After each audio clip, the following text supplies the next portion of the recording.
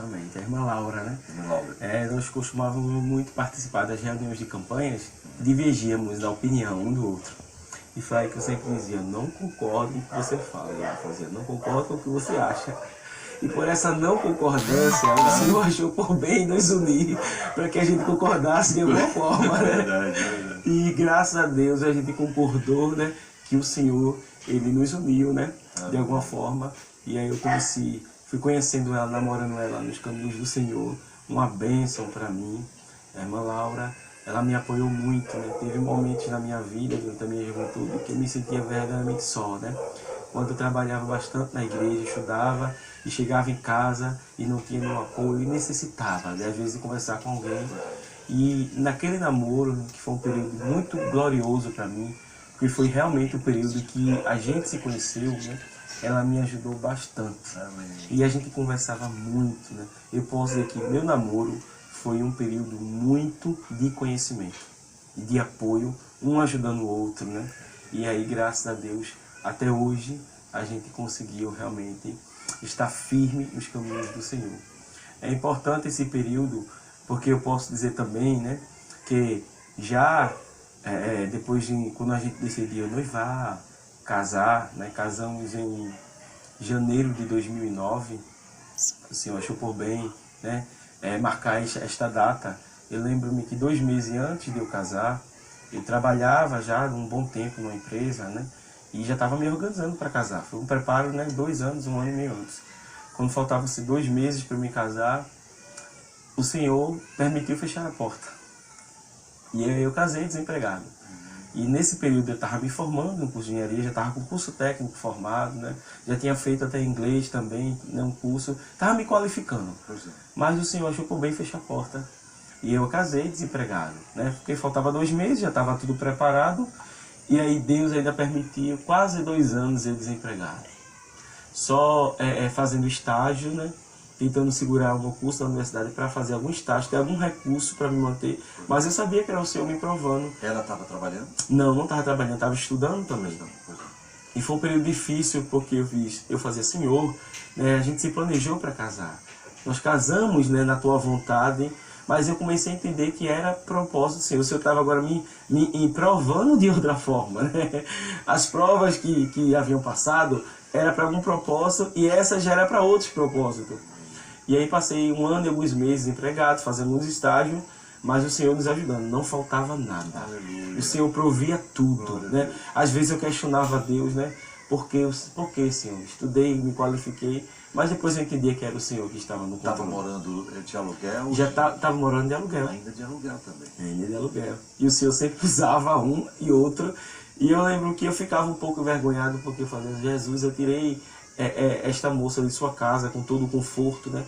Tinha me planejado, estávamos planejando, mas agora aconteceu isso que não era previsto, né? Mas o Senhor sempre falava comigo, né? Ele estava me provando, estava forjando o meu caráter, né? A minha fé, até onde ela estava indo. Irmão Elton, Deus falando, você fica muito mais tranquilo. Pode passar o que for, mas com a palavra de Deus a coisa muda, não? Exatamente. E não adianta eu posso dizer, não adianta você correr tanto, se qualificar tanto, se não tiver a presença de Jesus, né? E a presença de Jesus faz toda a diferença, né? Eu lembro-me de um texto, né? E é muito glorioso, Moisés, né? Quando estava pela 3ª vez naquele monte, e aí quando o Senhor achou por bem não ir mais com o povo no deserto, Moisés ali indaga ao Senhor e questiona por que o Senhor não iria com ele. E Deus disse, não, eu vou enviar um anjo. E ele fazia questão que o Senhor fosse com ele, porque ele sabia que a presença de Deus fazia toda a diferença, né, durante a peregrinação no deserto.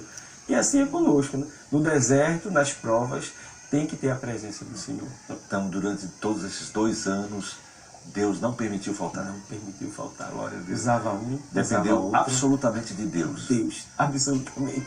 E ele usando os corações para nos ajudar, né? Até que em um momento, a mãe da minha sogra, né, a mãe da minha esposa, ela decidiu ceder a casa que ela morava, né? Foi morar com sua mãe, né? A mãe dela morava só, era uma senhora de idade. Foi morar com a mãe e aí cedeu a casa para a gente morar. já durante o finalzinho desse período. Sei. Quando isso acontece, o Senhor achou por bem, né? Abriu uma porta. Não abriu uma porta, escancarou um portão.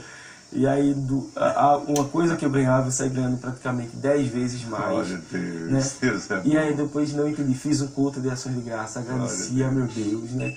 E até hoje eu estou, né, debaixo, né, da proteção, da graça de Deus nessa porta. Né? Eram períodos muito difíceis. Me lembro que nesse período, com a gestão do coordenador evangelista Gilberto Mendes, ele nos convidou, né, fazíamos parte da igreja do Pacheco, da Apolo, e ele nos convidou para dirigir o vocal da congregação do Alto do Pacheco. E aí eu lembro que eu não sabia nada de música. O vocal era um órgão de 4 vozes, né?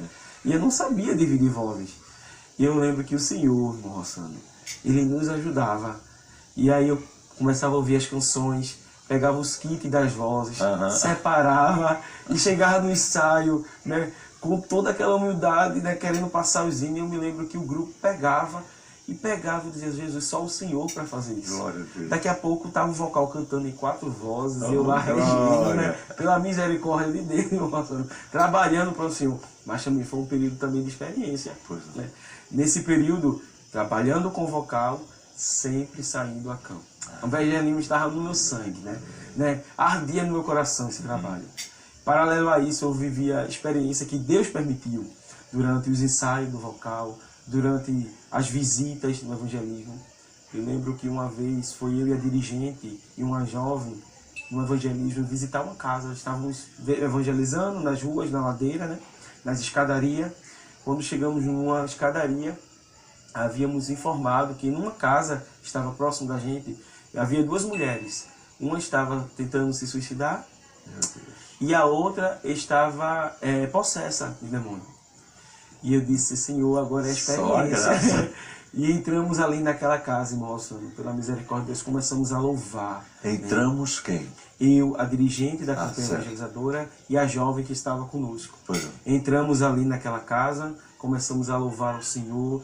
Eu me lembro que eu comecei a orar pela pessoa que estava querendo acabar com sua vida. A dirigente foi na outra pessoa que estava possessa. A jovem ficou intercedendo e a gente orando. Daqui a pouco, irmão Rossano, a gente viu a glória de Deus naquele local. Aquela mulher que estava tentando tirar a sua vida, ela parou, né? Ela jogou, né, a faca onde que estava, nos seus pulsos, tentando se cortar. Ela abraçou comigo e começou a chorar.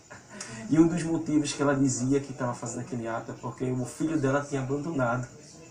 E eu tenho certeza que o Senhor, ele me permitiu entrar ali e dar aquele abraço àquela mulher, representando o filho que aquela mulher estava precisando. E aquela mulher chorou bastante arrependida, voltou para Jesus ela.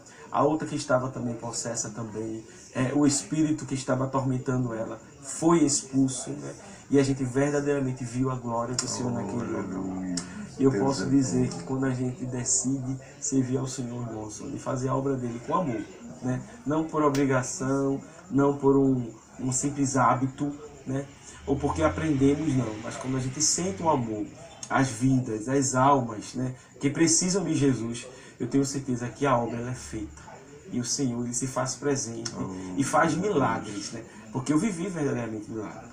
E eu posso finalizar esse contexto dizendo que um dos grandes milagres que o Senhor fez, eu dirigindo aquele vocal, eu lembro-me que uma amiga minha estava com o pai internado com câncer. E ela disse assim, Welton, hoje à noite o meu pai vai fazer um procedimento. Que é a primeira vez, uma das primeiras vezes que faz esse procedimento para ver se cura o câncer dele, que é no sangue. Acho que é a leucemia, né? E ele era pastor, o pai dela. Era também evangélico de outra denominação, não era nossa. Eu disse, eu vou levantar um grupo lá no Alto Pacheco, a gente vai interceder. É um vocal, a gente vai interceder pelo seu pai. Qual é a hora? 7h30 da noite ele vai fazer.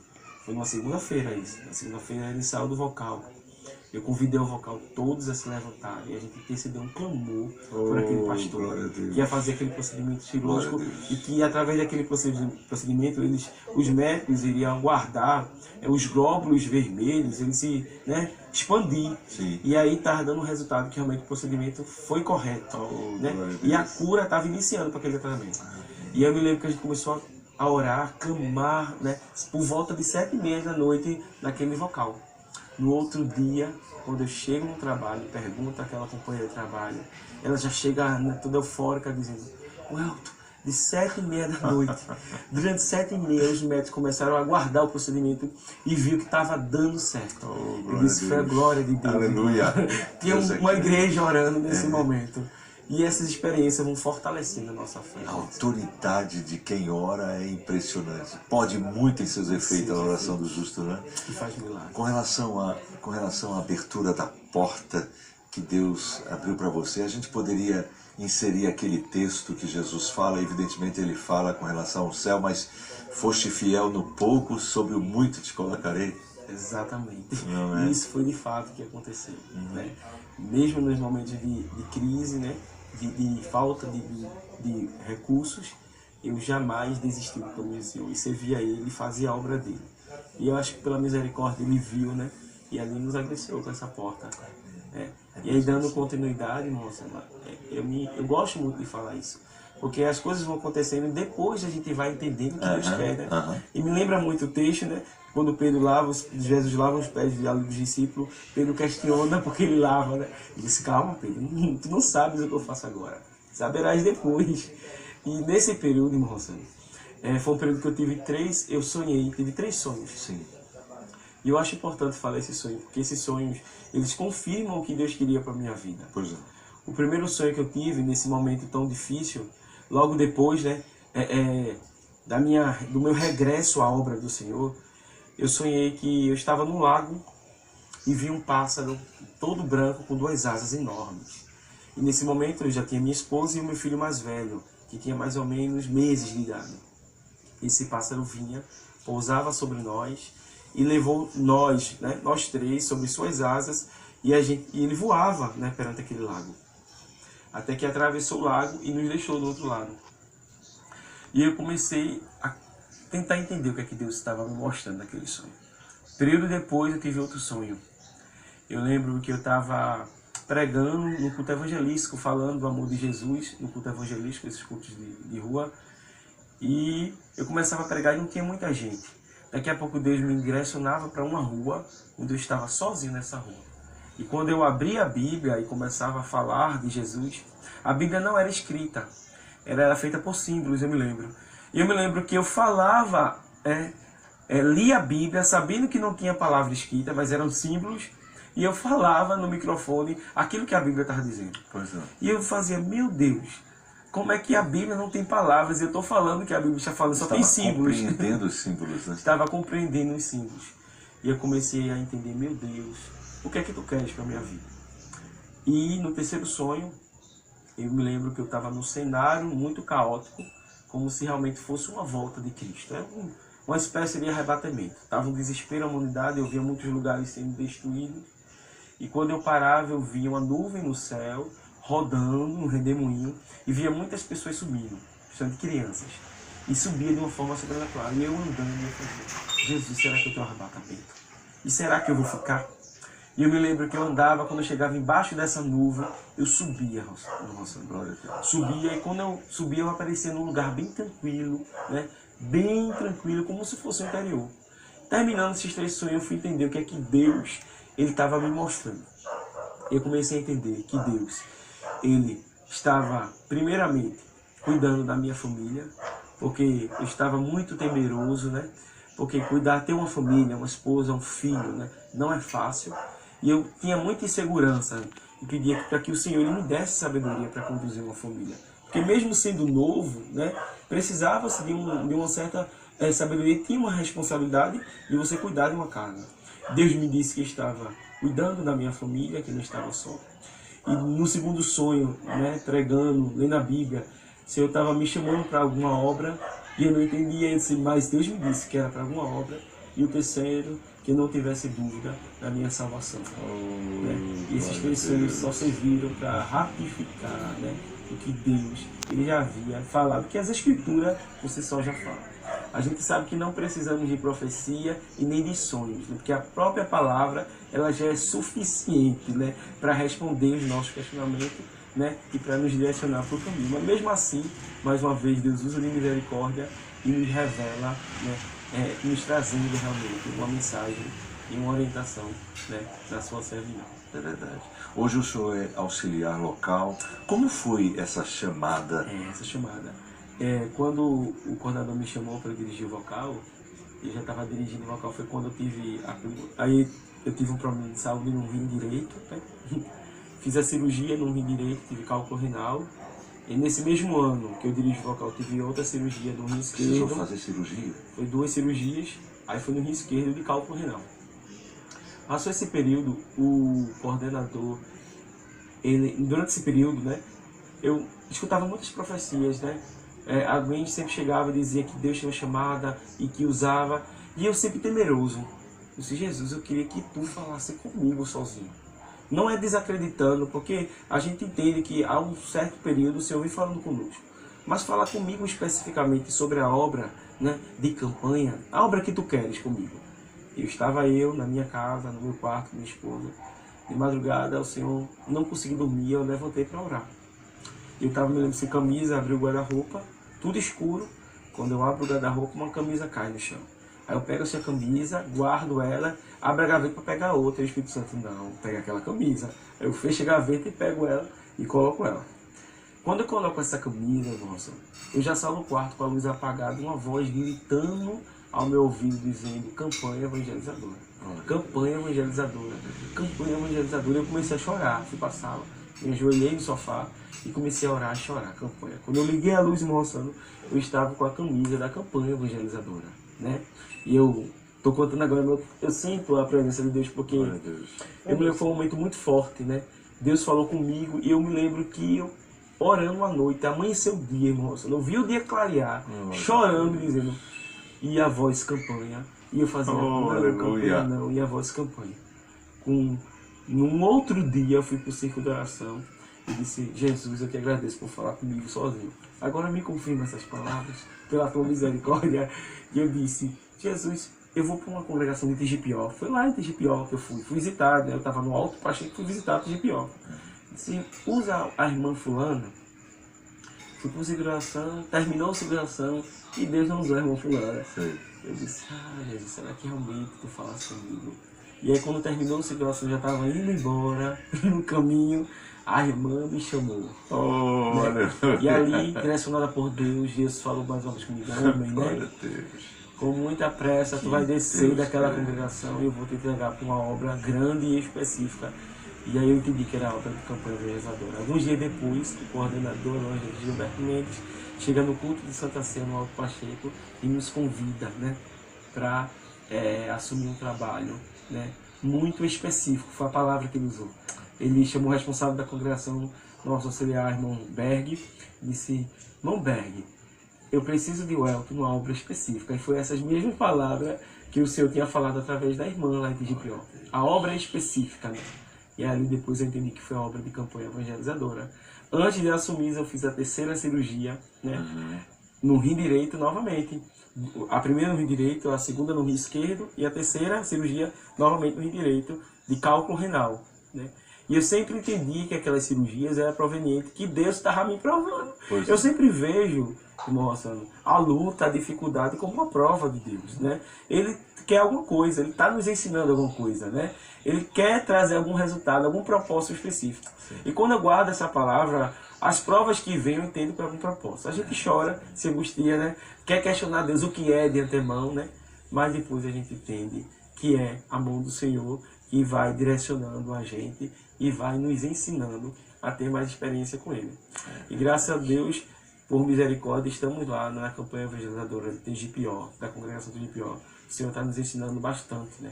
Ali naquele lugar, com esta obra tão específica, né? Bem, auxiliar Welton Andrade, infelizmente só temos mais 3 minutinhos, foi maravilhoso. Mas em 2 minutinhos eu quero desafiá-lo a trazer uma palavra para o nosso telespectador. Existem pessoas crentes, não crentes, que estão nesse momento nos ouvindo. E no 3º minuto o senhor vai estar orando por todos nós. Fique à vontade. Amém. Eu quero dizer a você, telespectador que está nos ouvindo agora, um texto que é o texto base, eu acho que serve até para esse momento. Romanos 8:35, a palavra do Senhor diz, quem nos poderá separar do amor de Cristo, né? Será a perseguição, a tribulação, a angústia, a fome, a nudez, o perigo, a espada.